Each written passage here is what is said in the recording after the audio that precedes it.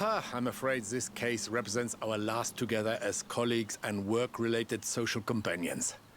For the moment. As long as there is insurance, my friend, there will be bizarre insurance claims.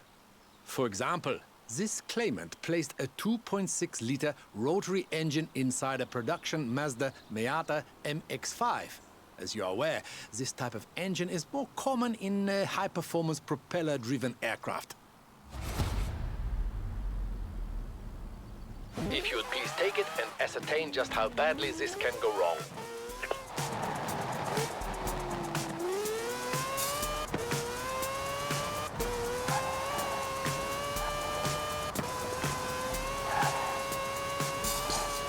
The first phase of testing will be along standard country roads with mild undulations next to the coast.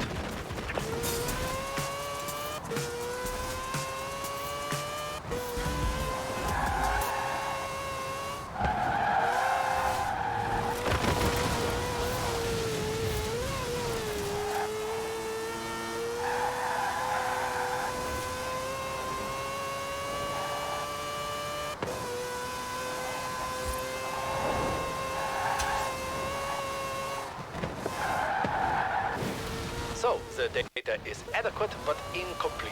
Please do not concern yourself with the how noise. This is quite normal. Endeavor to gather more information, please.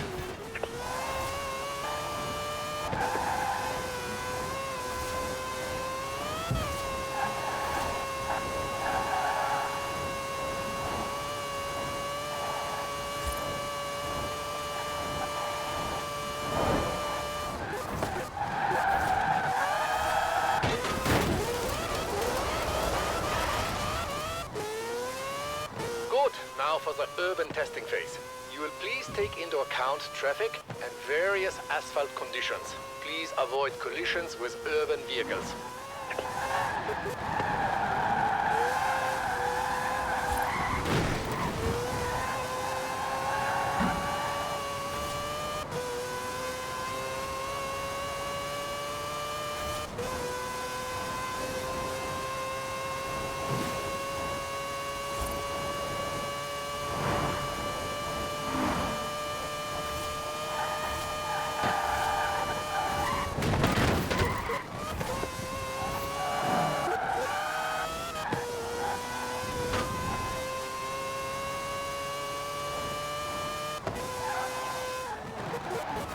Well done. But I feel we would gain further illumination with further acceleration. Do you not think so? Excellent. Now we begin the highway testing phase. Please exceed 200 miles an hour along this section for optimum data gathering.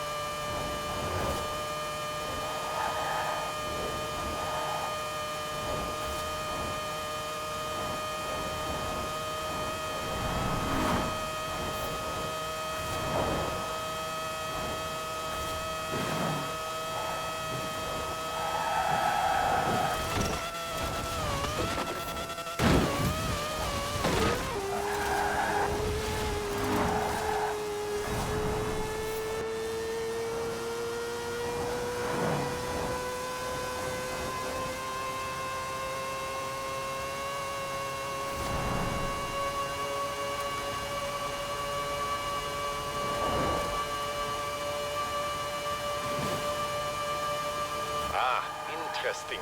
My calculations suggest a performance of this kind should result in total spontaneous engine disassembly. And yet, here you are.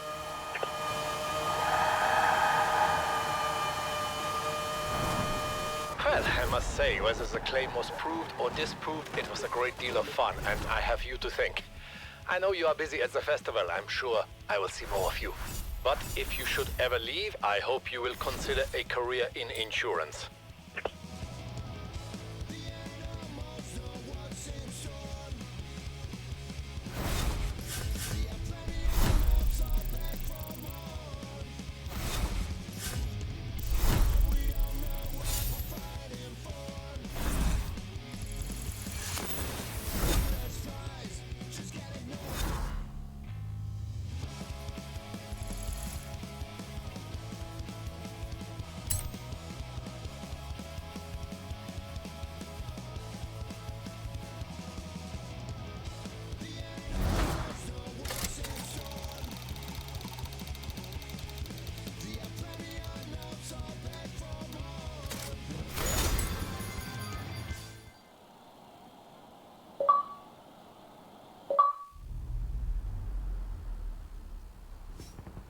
Hands might not show it, but he's grateful.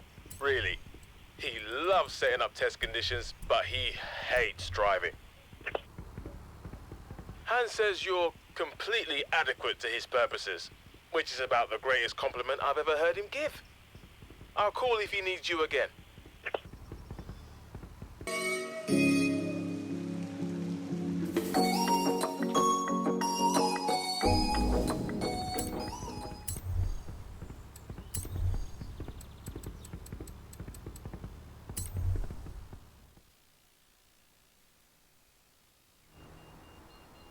This is quite the story.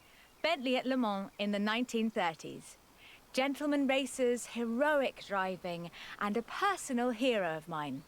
Take good care of the cars, though. Both of them are mine.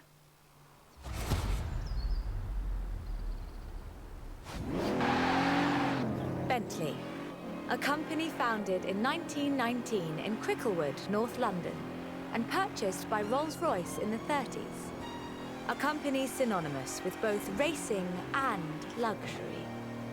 Perhaps the best example I know of those two extremes of British engineering. For almost a century, every Bentley was hand-built to exacting standards. So at the beginning of the 21st century, when Bentley revealed their first mass-produced car, there were a great many questions. The car was the Continental GT, an elegant grand tourer that combined a racetrack pedigree with exquisite style and all the power you could need.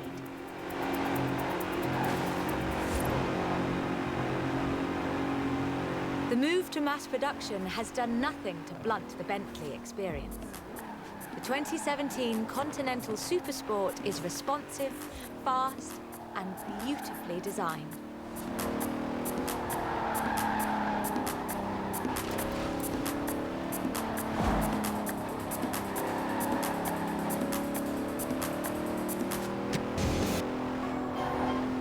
It brings together all-wheel drive, carbon fiber bonnet sides and side skirts to create the most powerful, performance-focused car the company has ever built.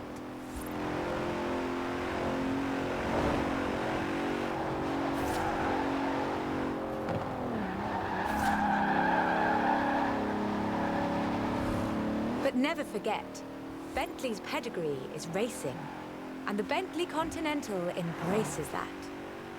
In 2007, a largely standard Continental Speed GT broke Bugatti's record for the flying kilometre on the frozen Baltic Sea. And then in 2011, they broke their own record. 205 miles an hour, both ways, on ice. Even when building these gorgeous Grand Tourers, Bentley is driven to excellence.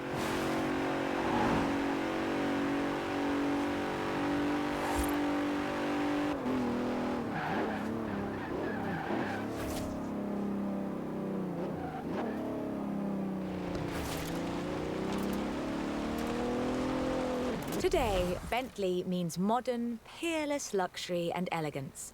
But that's far from the full story.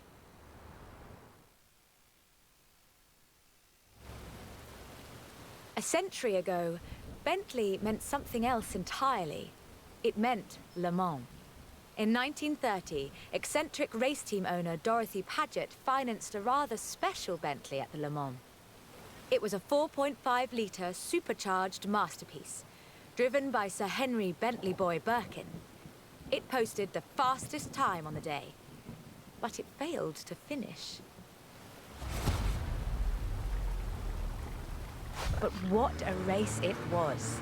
Sir Henry's courageous driving forced Rudolf Caracciola's 7-litre Mercedes out of the race at the cost of his own victory. But in doing so, he handed the day to the Bentley Sixes. A gentleman racer indeed.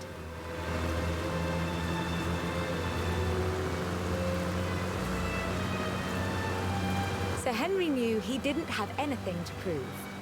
In 1929, the adventurer Mrs. Mary Victor Bruce had already driven the resolutely modern 4.5-litre Bentley at Montlhéry, setting distance, speed, and endurance records. The Bentley's performance so annoyed Ettore Bugatti that he called it the world's fastest lorry.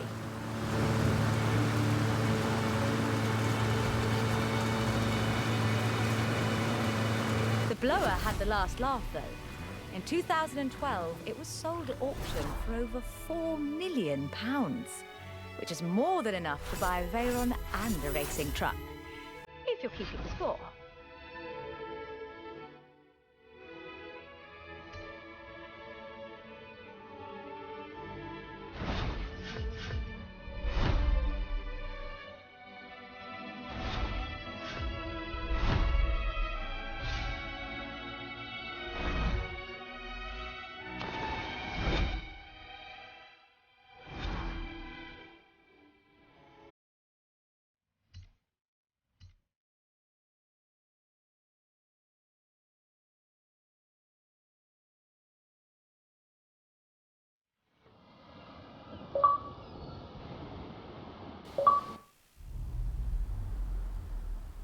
Like I told them, can't make a film about car culture around here without you in it, can they? I'll let you know if they need you back. Sounds like this documentary's gonna be pretty good, yeah? The bits with you and Beck in them, at least. Got a call from the producer. Said you couldn't have driven better if you tried.